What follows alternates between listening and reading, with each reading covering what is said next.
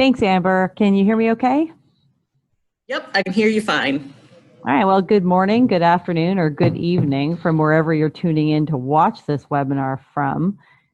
Amber already gave you a quick overview, but if you've got a question or you want to chat with us, there's a panel that you can enter that information into. Personally, I prefer to share content and then take questions at the end. So if you have something that you don't want to forget, type it on in there, and then Amber will ask me the question at the end of the presentation. So a little bit about myself for any of you who are not familiar with myself or Managed Sales Pros. We are a business development agency that works exclusively with technology manufacturers, distributors, and resellers. We were voted the 25th fastest growing company in Canada last year, which is something I'm pretty proud of. And there's been a bunch of other stuff that we got awards for as well. We've had a really good time growing our business in the channel. About Managed Sales Pros, well, we built a debt-free, profitable $3 million company in under 4 years. We started our company with a laptop, Visa card with a $5,000 limit that didn't have a lot of space on it, and a telephone.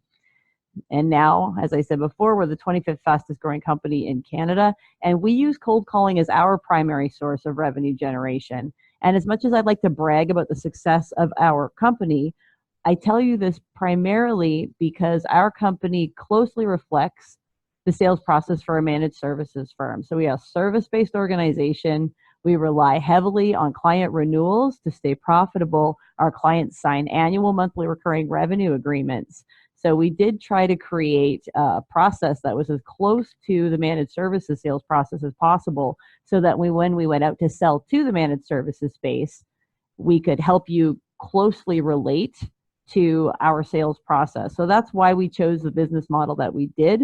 We kind of fell into the managed services space. We didn't wake up one day and think, wow, I think managed services is going to be wildly profitable. Let's start a business there. We started a more generic cold calling company, identified managed services as a potential vertical that we could specialize in, and then went entirely niche specific into that space. So that's how we got started. That's where we are today. So today we want to talk about sales process, and most of the time when I'm speaking about sales process, I'm talking about sales prospecting, because that's where our specialty is. We don't close doors, we open them. So we're not closers, we're hunters.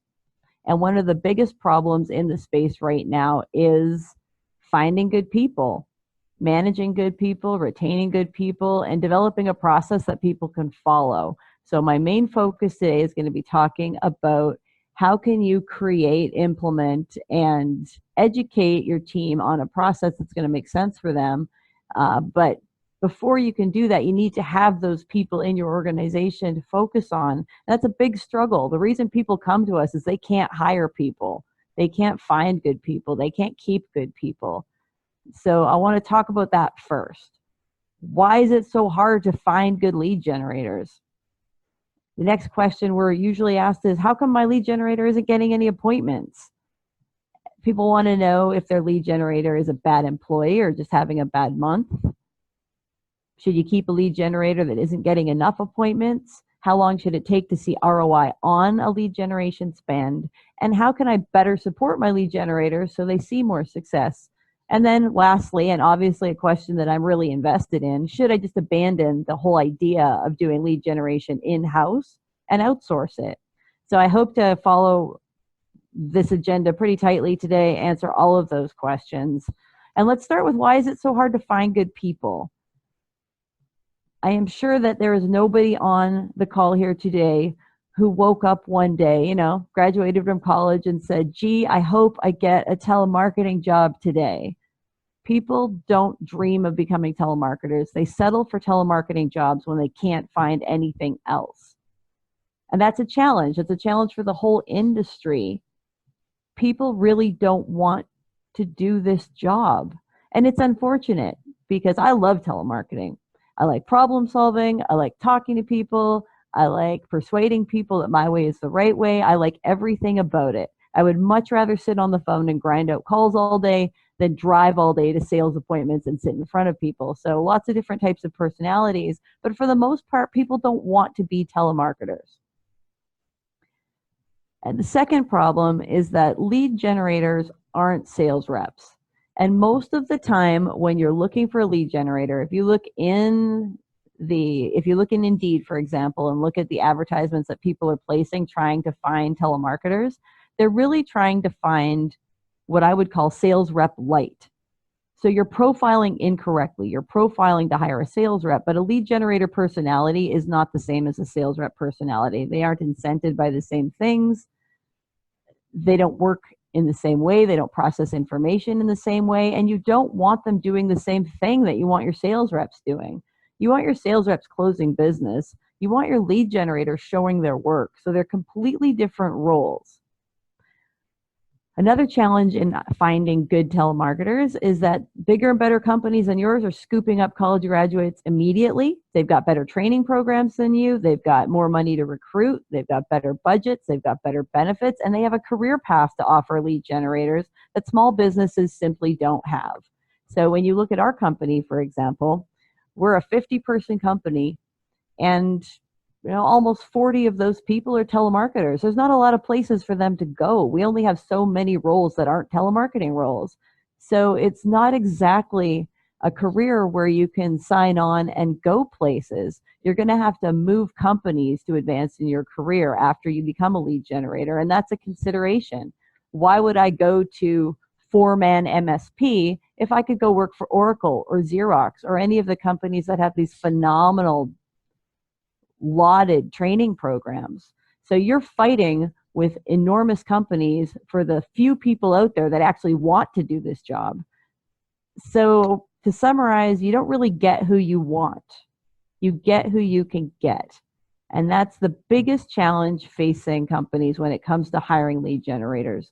There's a small pool of people to pull from, and you've only got whoever's left over after the big name companies make their choices. So the good news is you can make people into fantastic telemarketers. If you hire the right person with the right personality, even if they didn't really want to be a telemarketer, even if that's not what they wanted to do with their lives, you can actually get great results from them.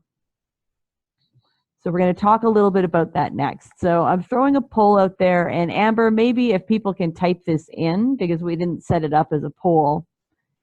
How many appointments per week should one lead generator be able to set for a managed services company? So there's 5 choices here, and I'd really like to know what you believe is realistic and reasonable. So if people want to just go ahead and type in their answers, Amber, give it a couple of minutes or a minute, and then just let me know what people are saying. Does that work for you? Yeah, that works for me. Sorry, I had myself on mute.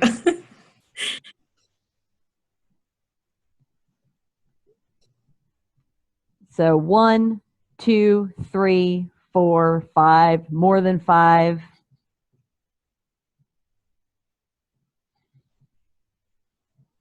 What's the most common answer?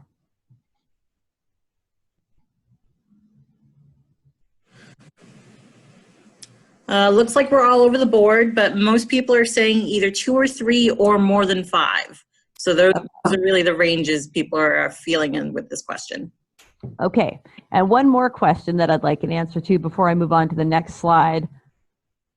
On the webinar today, how many of you are actually scheduling sales appointments, and how many of you are business owners hiring people to schedule sales appointments? Because I'd love to know what the difference between the people who are actually grinding the phones think and the people who are hiring the people to grind the phones think. So if you're a business owner, are you in the 1 to 2 a week range, or are you in the more than 5 range? Anyway, something to think about. You don't have to answer it, but I'll be interested in taking a look at those numbers after this. So this is a serious question for all of you based on what you've just said, which is I believe that a lead generator should be able to schedule at least X number of qualified sales opportunities for my team every week. My question for you is this: how can you possibly know how many viable qualified sales opportunities there are in your market at any given time? take it one step further, how do you know that your list has any of those opportunities even on them? So you're expecting a sales lead generator, in some cases, to put more than 5 appointments on your board every week, but you have no knowledge of what's going on in your industry or in your market at any given time. So you've pulled that number out of the air, essentially, and now you're going to hire someone and you're going to set them up for failure with an expectation that you've just created out of nothing, right? You don't have any data to back up that. I think you can get 1, I think you can get 3, I think you can get 5. Maybe you have some historical information of what people have been able to achieve in your organization previous to hiring this person. But a lot of the assumptions that I'm making on this webinar today are people came here to figure out, how do I do this properly? And I'm assuming that a lot of you are going to be doing this for the first time. So if I'm telling you stuff you already know, well, you can do the crossword while I finish this webinar. But if you have not yet hired a lead generator and you have a preconceived notion of what your lead generator should be able to achieve, the first thing I want you to think about is this. How do you know what's going on in your market? Day one, you bring that person, you sit them down at your desk. How do you know how many leads are available to them? So the key word here is qualified, right? How many viable qualified sales opportunities are there in your market at any given time? And on day one, with your crappy list that you bought from Dun & Bradstreet or that you pulled out of the Chamber of Commerce list or you got from wherever you got it, there is zero way for you to know how many people on that list are actually qualified sales opportunities. Now, the good news is you actually can answer this question, but it's going to take you about 2 years of data collection and aggregation to be able to confidently say, here's how many opportunities are in our market. And the reason we know that is that we have aggregated data over the course of the last 2 years, and we know everything. So one of the things that's made us competitive in our market is when we started working for manufacturers and distributors, we started aggregating the data on every managed service provider in North America. So I can confidently tell you, I know exactly how many opportunities there are in the market for a company like Datto, and I know who everybody is using. So I can say, hey, X% of the market isn't using Datto yet, and X% of the market's contracts renew on this date or at this time. And that's something you need to build within your organization so that you can accurately predict what's going on in the market. So let's look at what qualified looks like. Because before you can say, hey, I expect you to generate a certain number of qualified appointments, everybody needs to have the same shared view of what qualified means. So if qualified to your caller is, they said they'd take a meeting, and qualified to you is, they've got a budget of at least $5,000 for managed services, those are 2 very different descriptions, and you guys are going to be knocking heads all the time because you don't have the same definition of qualified. So in my mind, qualified looks like this. They have to have a minimum number of computers, whatever that is for your company. For managed sales pros, we usually look at clients that want a minimum of 20 seats. And most of the time we choose 20 because at 10, it's either going to be the fastest sale in the world or you're going to be banging your head against the wall forever because they haven't quite gotten to the point where they're experiencing pain. And that's another qualifying factor. Are they experiencing any pain at all, or is everything fine? Are they technology dependent enough to understand that there is going to be pain? Are they strategic enough to understand that security is going to be a problem? Or is everything truly just fine there? They need to be spending an appropriate amount on tech support already. So to be a qualified lead, if I have a guy that I know that comes into my office once a week, fixes everything, and charges me $100 and a case of beer, there's absolutely no way that I'm going to get that lead into a managed services contract in any timely fashion. That is not a qualified opportunity. Yeah, they've got 20 computers, but my buddy from college supports my computer network for a case of beer. So how is that a qualified opportunity? They also need to be at a point in the sales cycle where considering a new service provider makes sense. So if they just signed a 3-year agreement with your biggest competitor, they are not a qualified opportunity. Right? There isn't any point in you driving across town, spending an hour with them. They're not qualified. They're a good opportunity, but they're not a qualified sales lead. So a takeaway here that I want to leave you with is reasonable business owners don't make snap decisions to change IT providers because they got a good sales call from a lead generator. The clients that you want are honoring the commitments that they're making to their current vendors. They're not snapping and changing just because they got a sales call that made sense to them. They're making informed decisions to change vendors. They are deciding once and for all that you are exactly the right fit for the kind of IT support provider that they want to work with.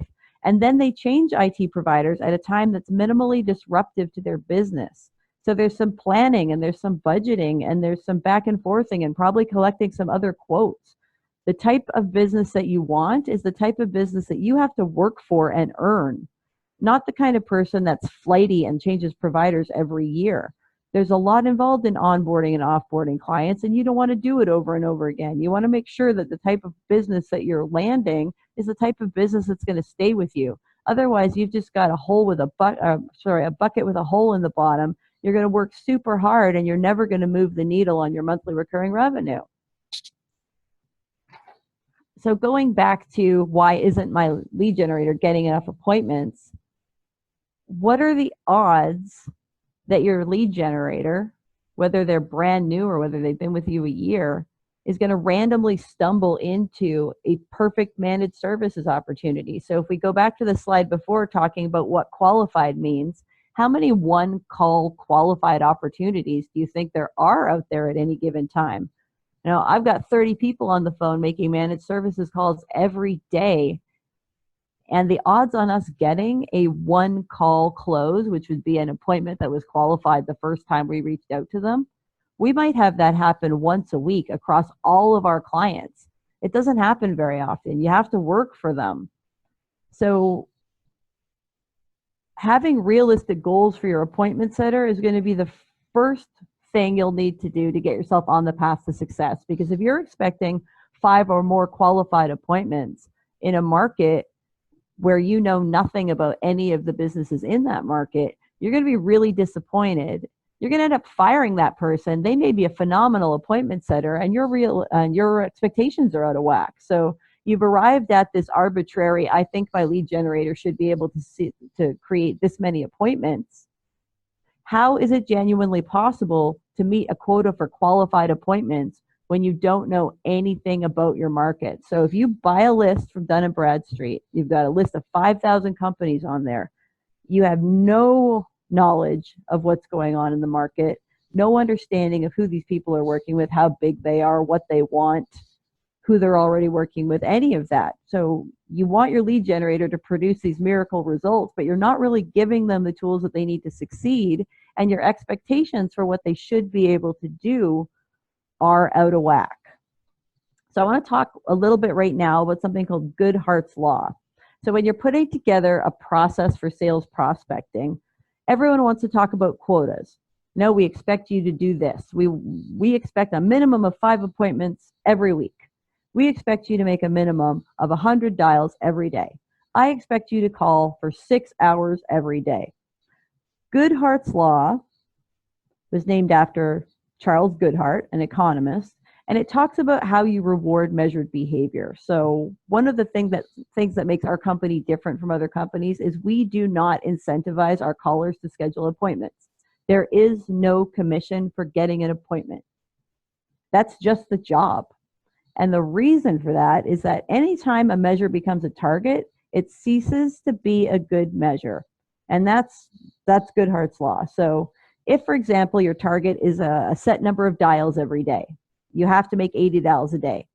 Let's assume that 50 of those dials are going to be good and the other 30 are just going to be junk, so that your caller can hit the arbitrary number that you've set for them. So anytime you measure something, it ceases being a good thing to measure. If your target is a set number of appointments, you're going to start getting garbage appointments so that your caller can hit that appointment and make their bonus. So anytime you begin to measure something, your callers are going to figure out how to game the system in a way that's going to be most advantageous to them. And unfortunately, that becomes least advantageous to you.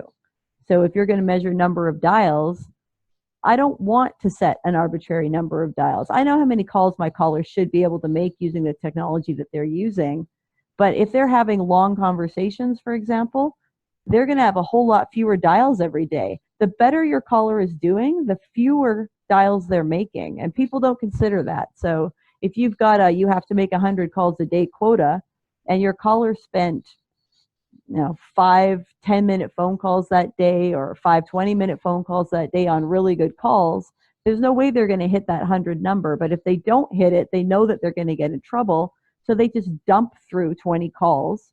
And now you don't get the information that you need on those 20 calls because they just randomly piled through them so that they can hit that arbitrary number that you've set for them. Same thing with meetings. If you put you have to get 5 meetings quota on the table, they're going to get those 5 meetings, but you're not going to like any of them. Oops, wrong button. So people want to be able to measure success. You have to have key performance indicators. If you're not measuring, you can't improve. What are the kinds of things that you can measure to identify whether or not the caller that you've hired is achieving success? And the things that we're looking at are data integrity, compliance to trained process, task closure rates, and anything that a caller has control over. So for example, a caller can set a fantastic meeting, but that caller has no control over whether or not that person goes to that meeting. The caller has no control over whether or not you can close that meeting. So if you're incentivizing your lead generator on your ability to close, that's really penalizing them for whether or not you're good at your job. They could be a great lead generator and you're a terrible closer. They're not making any money. You're going to lose them. So what can't your caller control? That's a really good thing to take a look at when you're starting to develop things like incentive packages and trying to figure out whether or not you've hired a great caller who's having a bad month, or whether you've hired a bad caller who's taking advantage of the fact that you don't understand how to manage your metrics.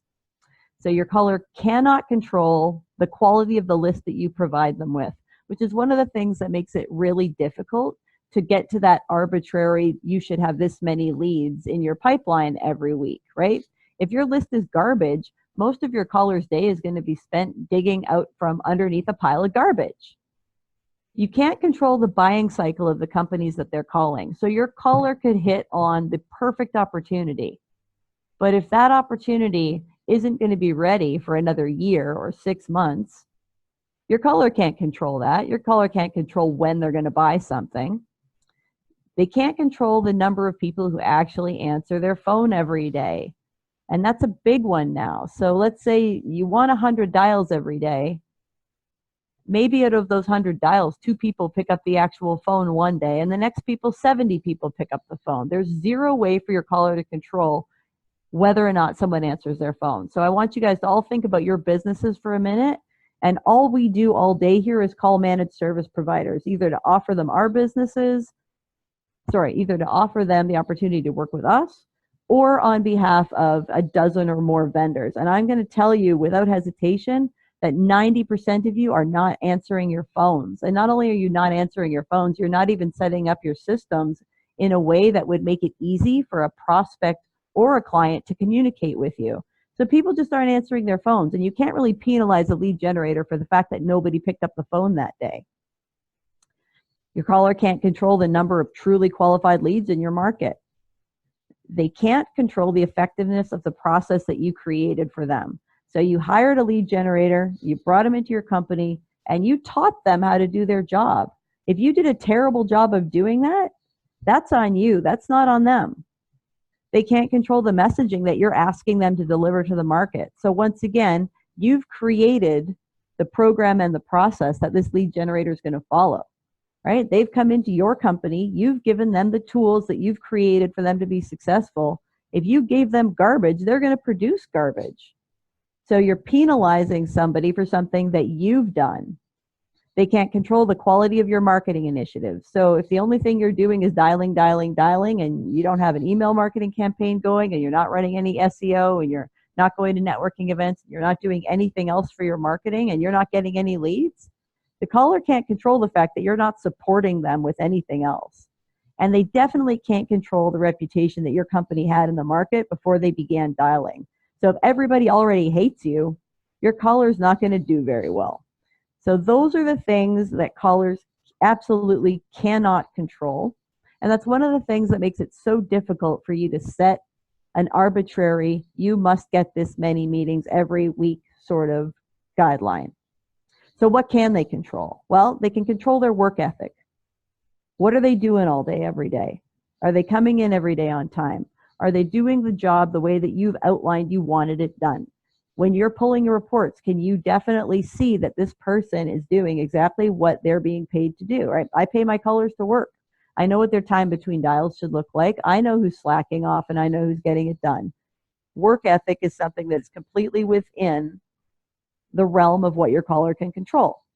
Adherence to processes that you've created. So if you've created a process that you want them to follow, your caller can control whether or not they're adhering to it. And that includes things like filling out user-defined fields and scheduling follow-up tasks and sending emails and following your sales cadences.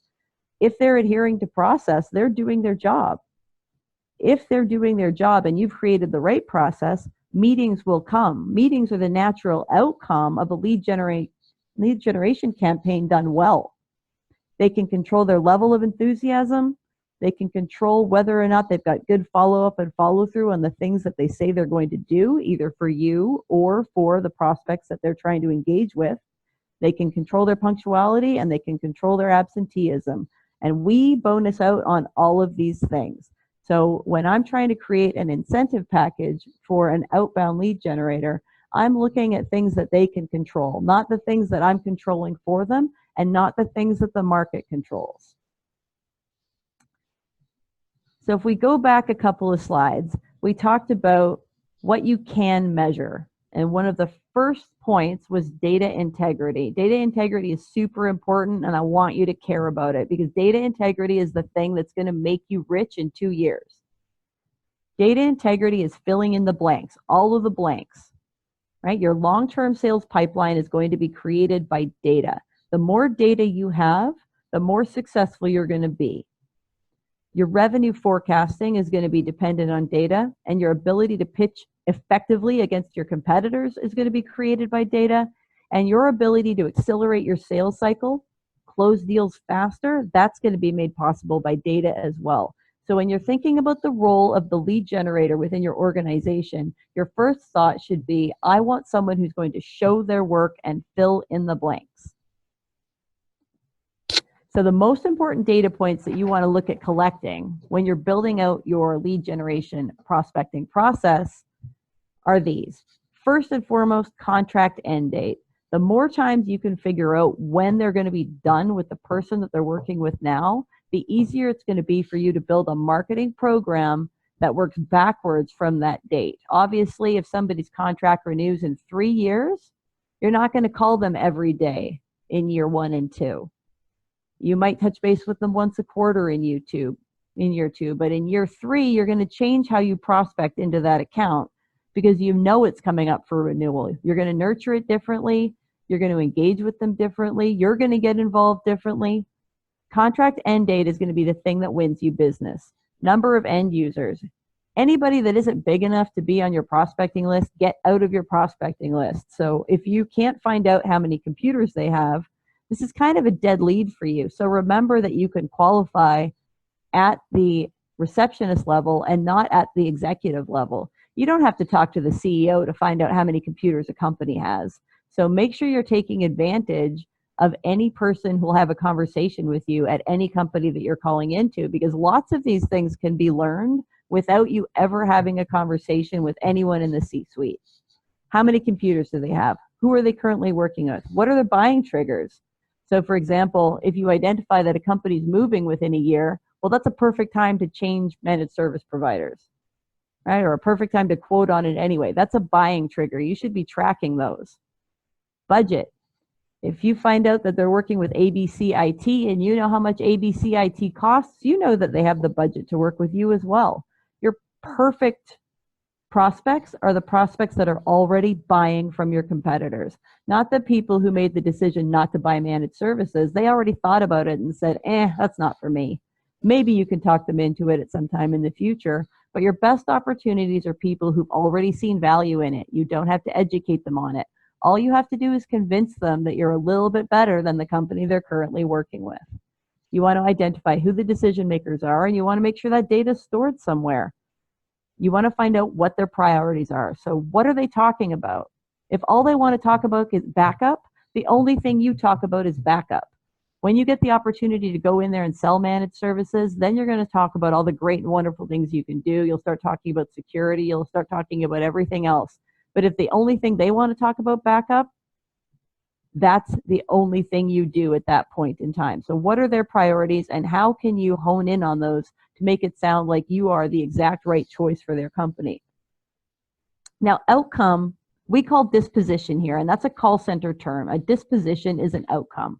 And a disposition is just the way that you mark the end of the call. So I finish the call and I disposition it in a certain way. So a disposition might be voicemail, voicemail 2, voicemail 3, gatekeeper block, sent email. However that call ended, whatever the outcome of that call was, that's the disposition.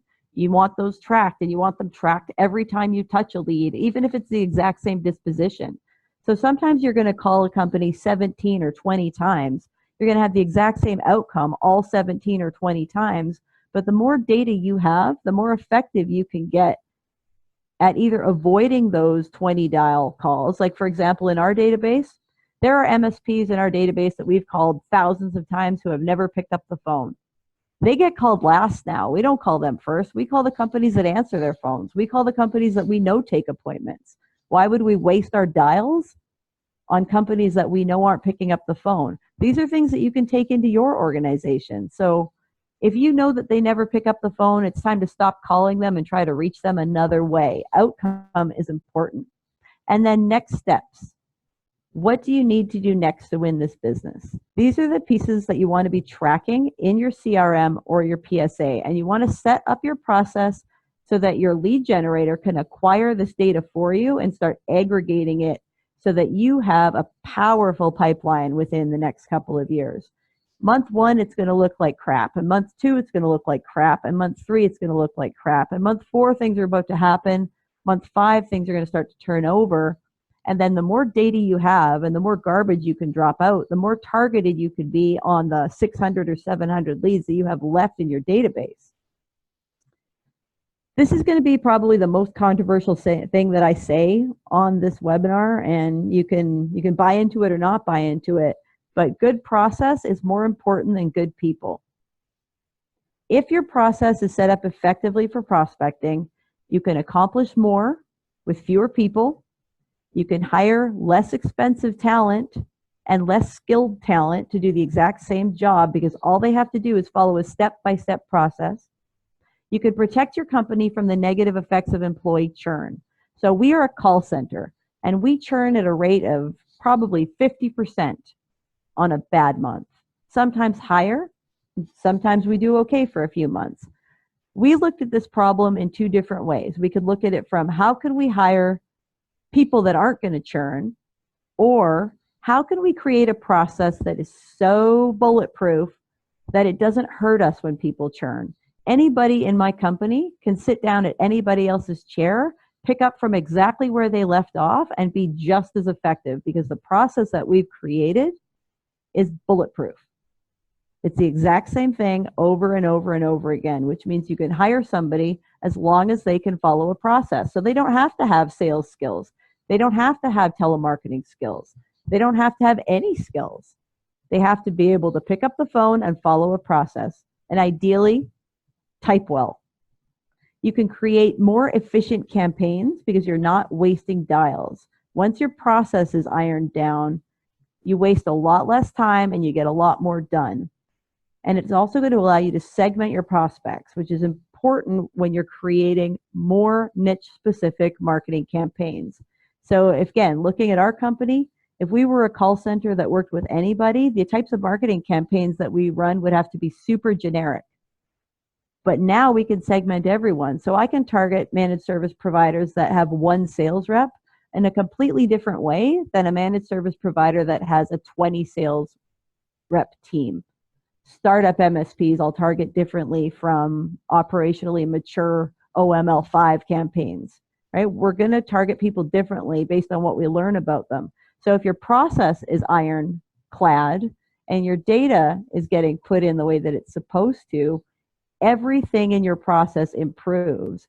And having people churn or having less skilled people isn't going to hurt you the way that it would if your process is sloppy and messy or non-existent, right? If you just hire somebody, throw them in the corner and give them a list and say, get to it, well, how are they going to be successful? You haven't given them any tools to be successful.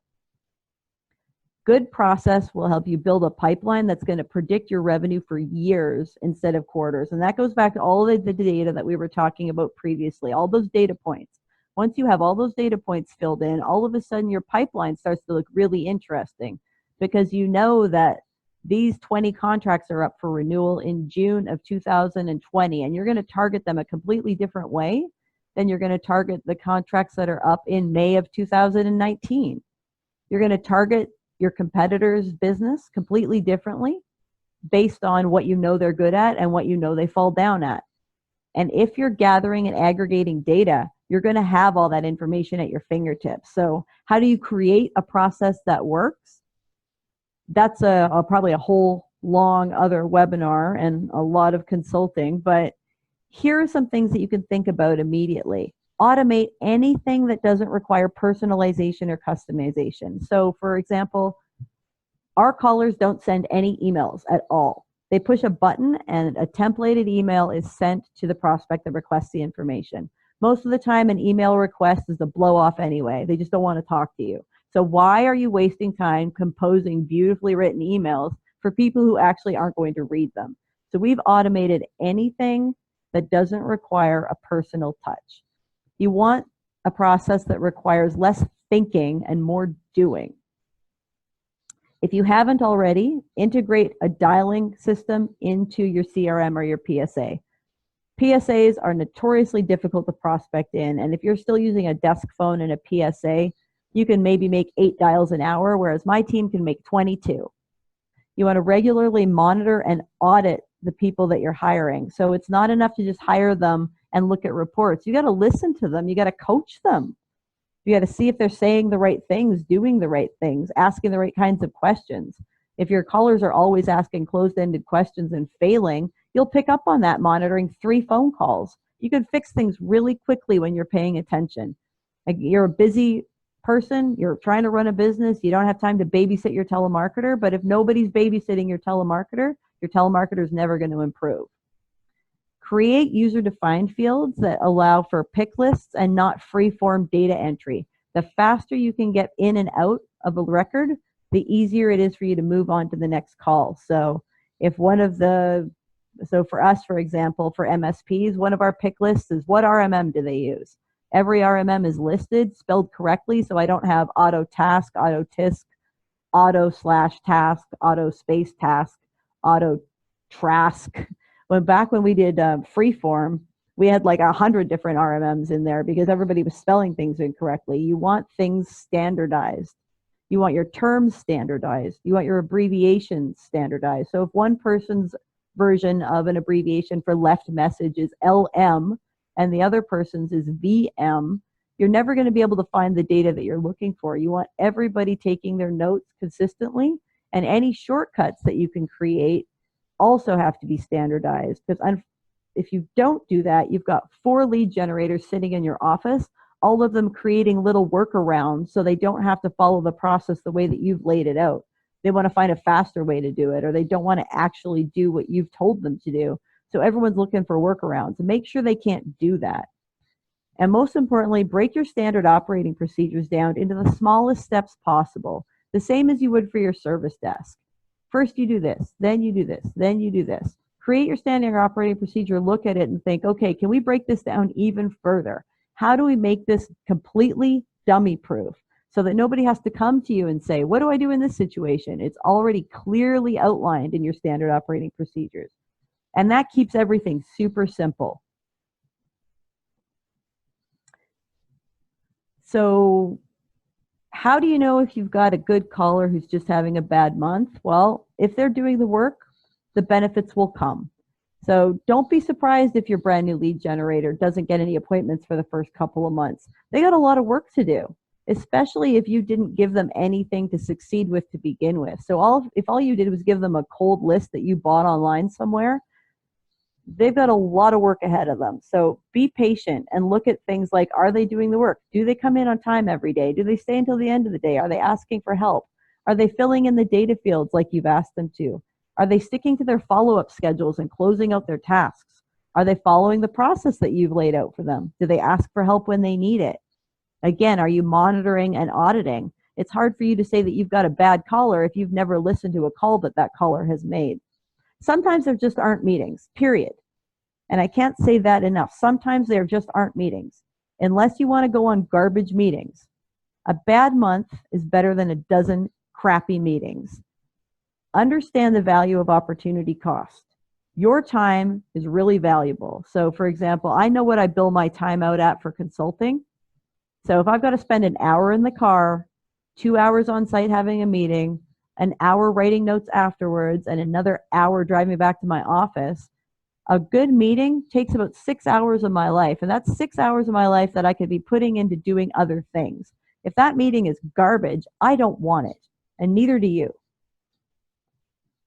There are some big warning signs, however, that'll tip you off quickly as to whether or not you've hired someone who's just taking advantage of the fact that you're not sure whether or not you should fire them. So if you have a large number of unfinished or open tasks in your CRM, so if your caller is constantly leaving their tasks open instead of closing them, there's a problem. They're not doing the work the way that they're supposed to. They're not following up. So here's a scenario I want to outline for you with lots of open tasks. Let's say they talk to a prospect. The prospect is interested. The prospect is qualified. And the prospect says, call me back in 3 months. Your caller schedules that 3-month call back and doesn't bother making the follow-up call. And at that 3-month mark, one of your competitors calls in, scoops the business right out from under you and closes it because they were in the right place at the right time. The whole point of having follow-ups is so that you're in the right place at the right time all the time. If your caller isn't closing off tasks, if they're cherry picking through the things that they want to do that day, if they're not following the process as outlined, that is an immediate problem that needs to be rectified. You need to plan to that. Large gaps of unaccounted time between dials is always a problem. So if it's taking them 7 minutes to dial the phone, that's a problem, right? We've got if you had to do nothing on that call except push a button to disposition it, you should be on to the next call. If you got an appointment, it should take you about 7 minutes to finish all the work involved in scheduling an appointment. We know all of these things. Calling disposition ratios that are inconsistent week to week. So calling is pretty mundane. It's the same job over and over again. It's like Groundhog Day. Your disposition ratios should not be drastically changing from week to week, especially at the beginning of a program. Now, one thing you'll see with disposition ratio changes is as you get to know more in your market, your dispositions change from, no answer, no answer, no answer, no answer to follow up, follow up, follow up, follow up. So instead of having cold dials, you've got warm follow-up dials to make. But your days should still be pretty consistent. So if you're noticing all of a sudden that the dispositions are all over the board, and if you've normally got 10% of this, 10% of this, 40% of that, 5% of that, and those numbers aren't consistent anymore, there's a problem and you need to dig into it. Empty user-defined fields after multiple call attempts. So if your caller is just calling in over and over again and not attempting to learn anything new on calls, that's a problem. Cherry picking just means going through lists and deciding not to call companies. Like, I'm not going to call them, they're too big. Oh, I'm not going to call them, they're not the right fit. They don't know that. So if they're skipping over the things that you're asking them to do, that's a problem. If your caller is spending their entire day researching shit on LinkedIn, you have a bad caller and it's time to get rid of them. There's zero reason for them to be spending their time building elaborate lead lists. You can pop onto LinkedIn while you're dialing the phone and see if you're making the right phone call. But a 5-minute talk with anybody who picks up the phone is going to tell you way more than anything will on LinkedIn.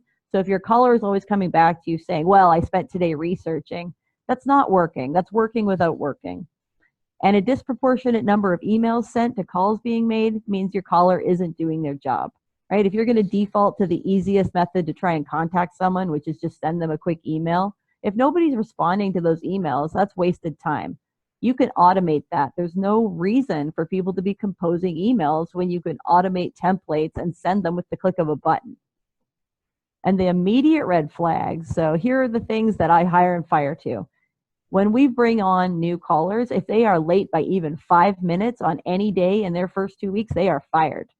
This is the best they're ever going to be. This is the most punctual your employee is ever going to be. If they are not showing up for work on time week 1, week 2, they're going to be an HR nightmare and you want them out immediately. If they're absent for any reason that wasn't previously discussed in the interview process in the first month, they're fired. They're just going to get worse. The only way that you can have a good lead generation program is with a lead generator that comes to the office every day and does their job. So if you're depending on a lead generator who's going to be reliable, who's going to make their calls every day, and who's going to build your business for you, they actually have to be at their desk. Absenteeism and punctuality are the two biggest indicators that this person is going to be terrible. One of the other things that we do immediately here is chuck people on the phones. Get your list of crappy leads that you don't care about and get them calling immediately. You don't want to spend 2 months training somebody only to find out that they are afraid of making phone calls, right? You want to throw them in the deep end immediately and see what happens. Yeah, it's going to be terrible. They're going to suck and it's going to be awkward, but you need to know that they can pick up the phone. And most importantly, train to the process and then train again to the process. If your agent always has an excuse for why they aren't following your process, you got to plan them out immediately because they're never going to follow your process and you're never going to be successful because you're not going to get the information that you need. So now if you've got zero process, how do you start building it? Well, you change one thing at a time. So if you've already got callers in place, but you don't really have a process that they're following and you want to bring one in, you're going to have to do it slowly and methodically or you're going to overwhelm them. Change one thing at a time. Document the steps, break those steps down into their smallest parts, train your caller to them, review them daily, then weekly, and then monthly. Make sure that they're following them, and then you get to change the next thing. Test things to make sure that they're working. So if you've never picked up the phone before for your MSP, if you've never made a cold call or tried to sell to a new client, you should be out there on the floor seeing if the things that you're training your people to are actually working. I still spend a couple hours on the floor every day with my team, making sure the things I'm telling them to do are still effective. Things change. And then spot check. Make sure that people are complying with the processes that you're implementing, or you're just wasting a whole lot of time.